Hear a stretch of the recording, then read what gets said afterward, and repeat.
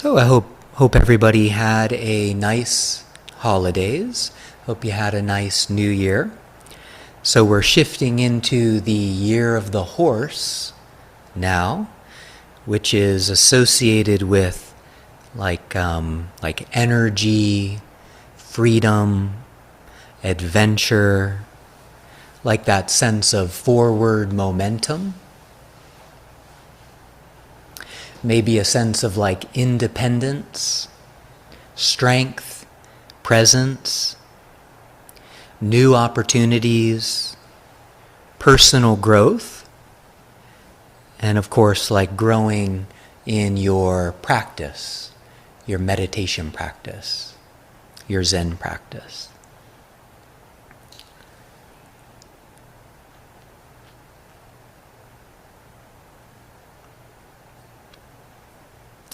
So I had the opportunity, I went back with my partner Rachel to visit her family in Tennessee over the new year and my family in Ohio.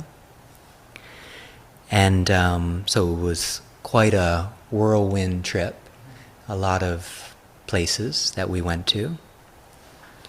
And we were reflecting just on how, like if you're away from a place for a while, and you go back and you see people that you've known in the past, or even family members. It's often if you're away from that place or from those people, and you go back, you can see the change that has happened in the time that you've been away.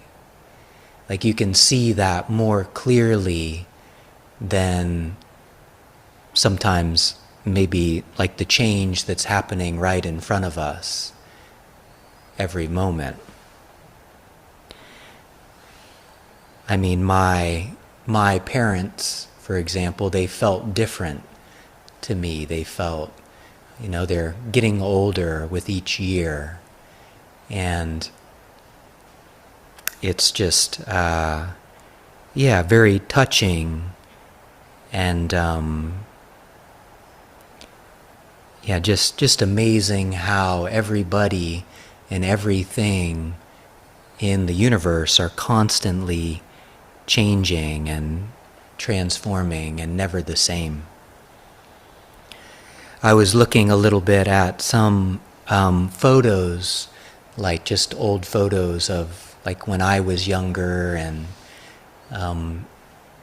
like you just, when you look at old photos, it's interesting just to see how you've changed over the years. Like you're a kid, and then you're in middle school, and then you're in high school.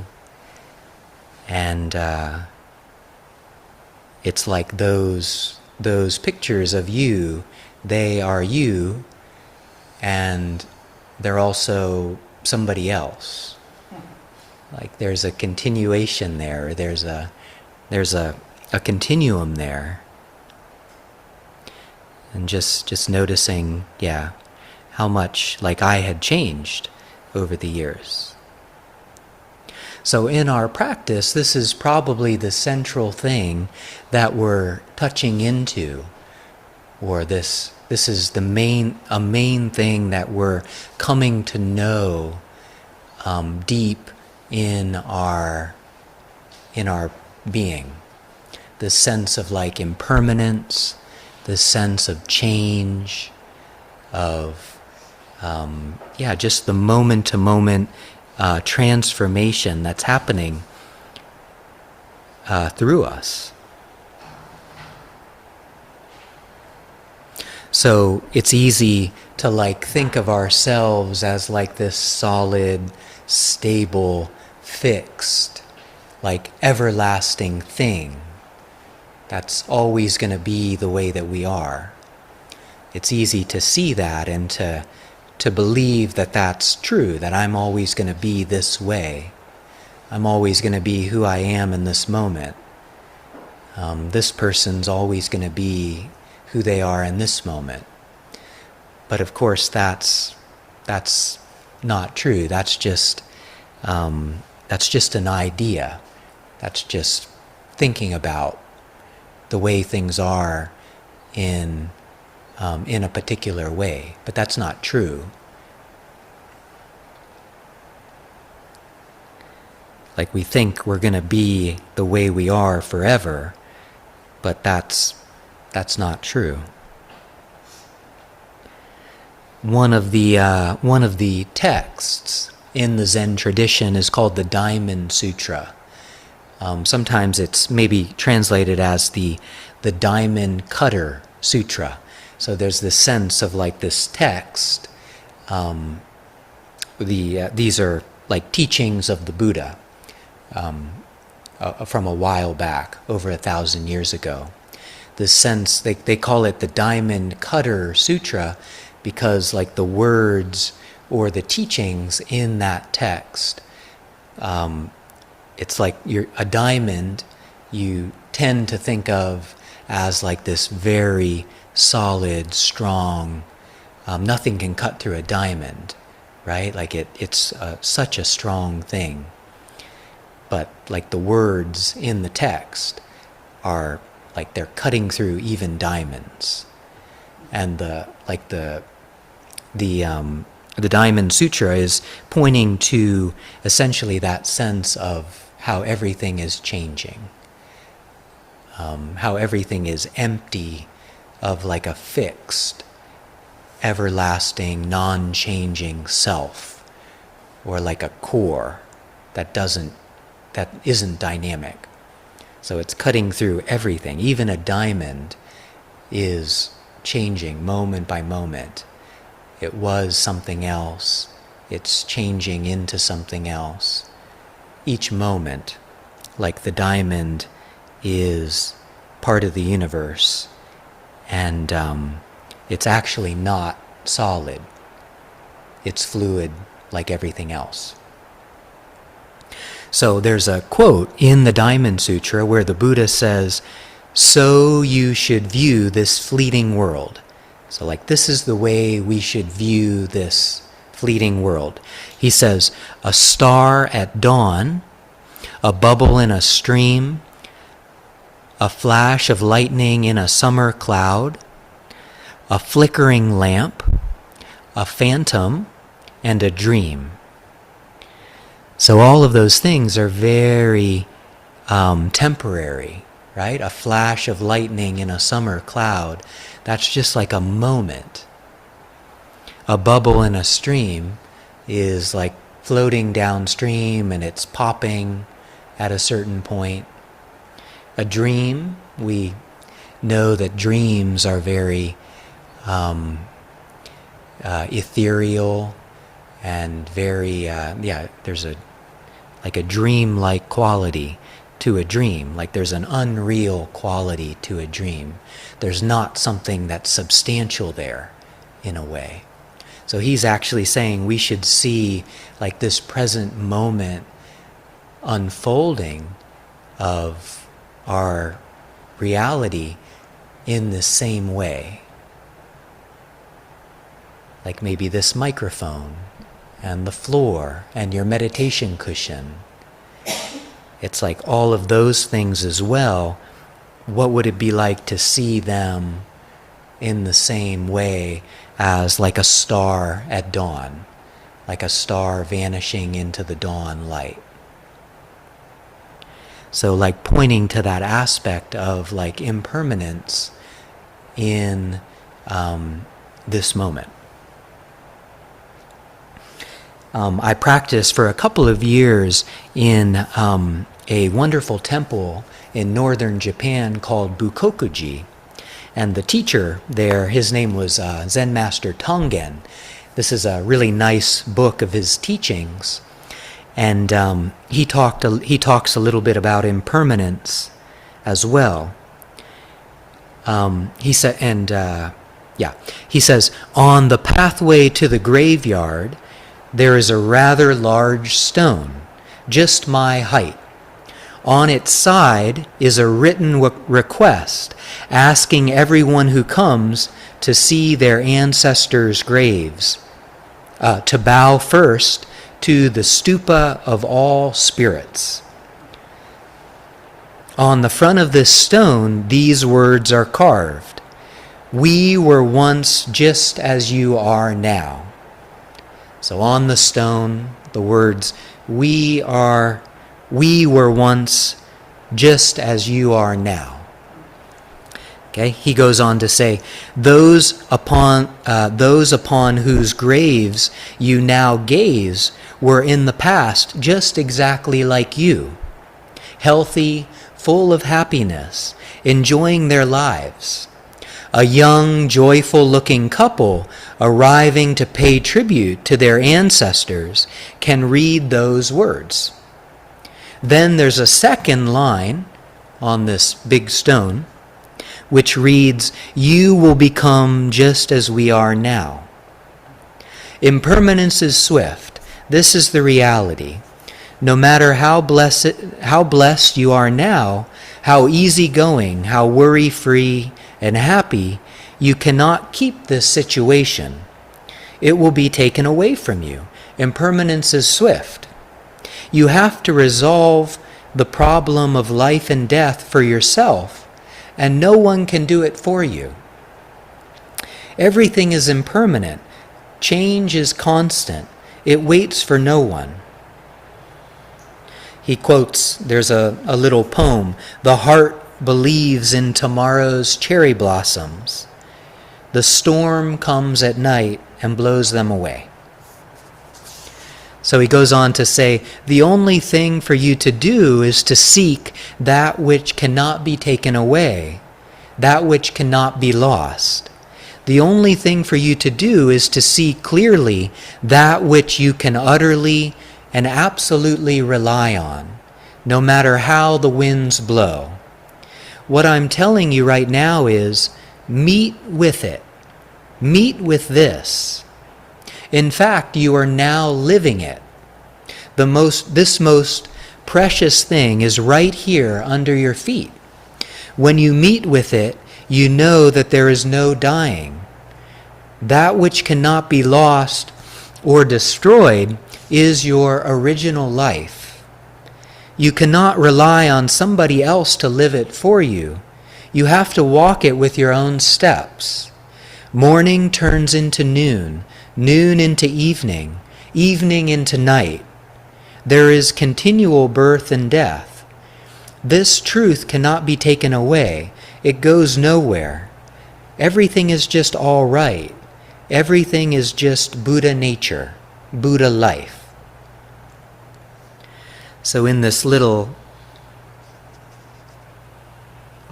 passage from Zen Master Tonggen, he's pointing to what another Zen text, the Lotus Sutra, talks about. It calls it the great life of the universe, or sometimes like the great life of Buddha, the great life of awakening. And it's like this, it's pointing to this place like beyond beginning, beyond end, like beyond birth, beyond death. It's pointing to this place that we can touch into in our meditation practice, this place that's always here for us to access and to know.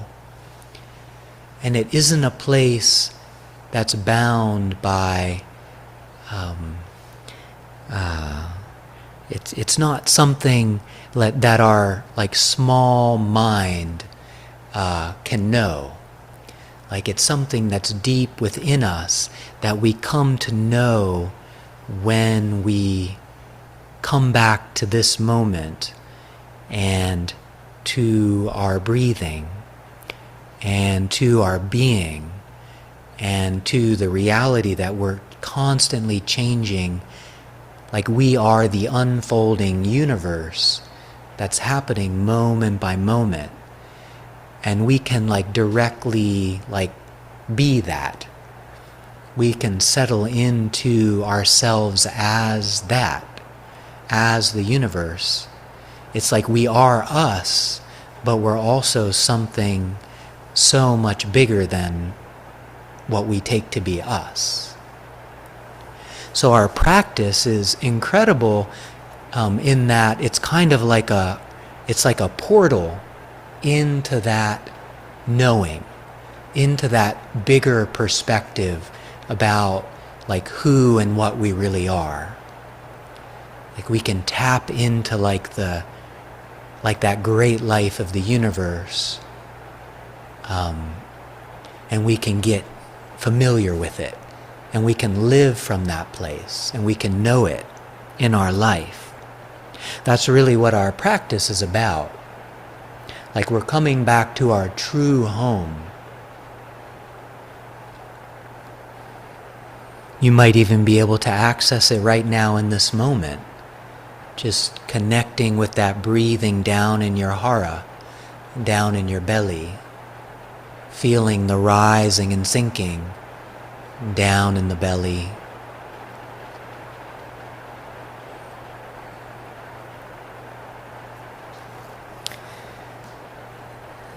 There's a book of koans, 100 koans. It's called the Book of Equanimity, or sometimes it's called the Book of Serenity. Tongen's teacher, Harada Roshi, I believe he put it together. And I'll just read a paragraph from this commentary on it.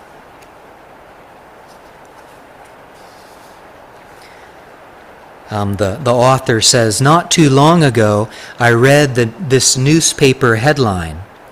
After father's death, Chopra ponders impermanence of life." So maybe you've heard of Deepak Chopra. They're talking about him. Deepak Chopra, as you may know, is quite famous, the author of many books on self-realization.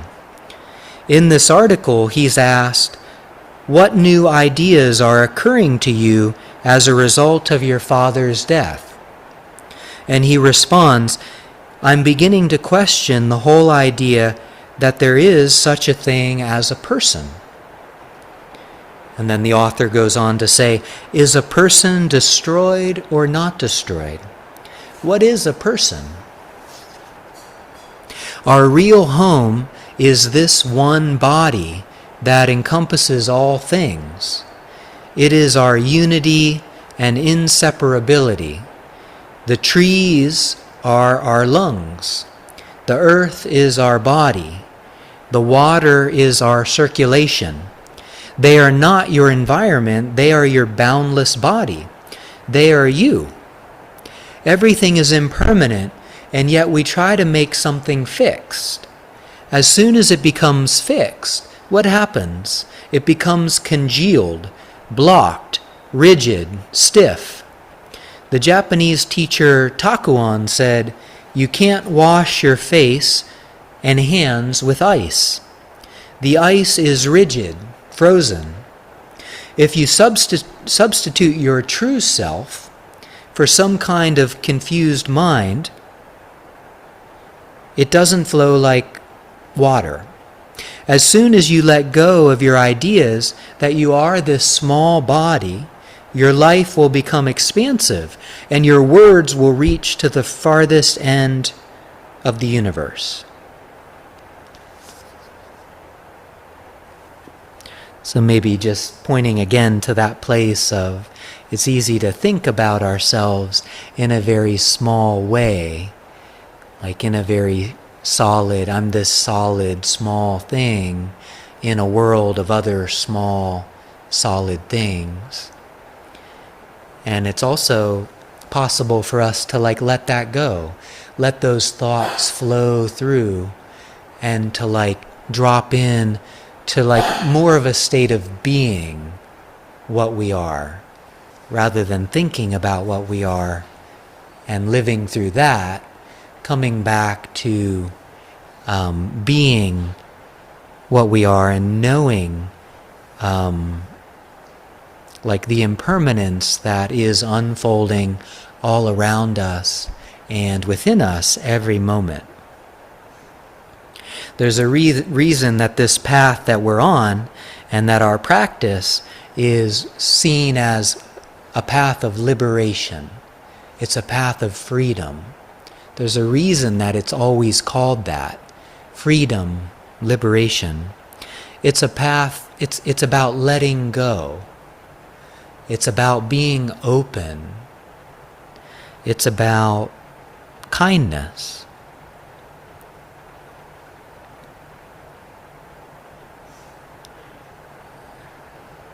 And our practice really helps us to tune in to this change that's happening every moment, and to let go into something that's so much bigger.